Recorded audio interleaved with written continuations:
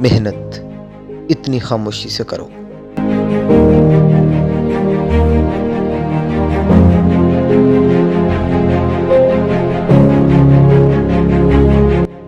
कि कामयाबी शोर मचा दे।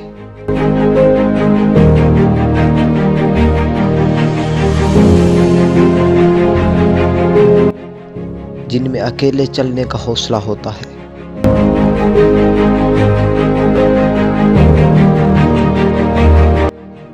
एक दिन उनके पीछे काफिला होता है।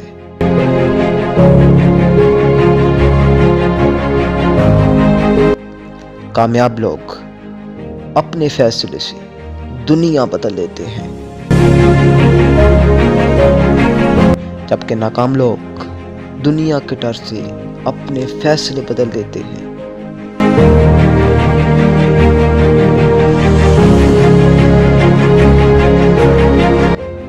जिससे किसी को उम्मीद नहीं होती।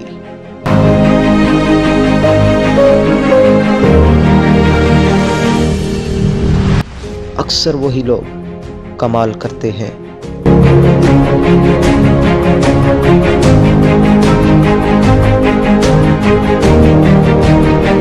जीत हार आपकी सोच पर डिपेंड करती है।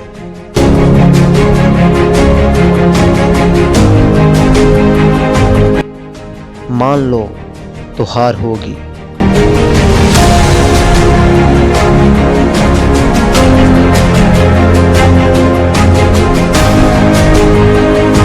और अगर ठान लो तो जीत होगी।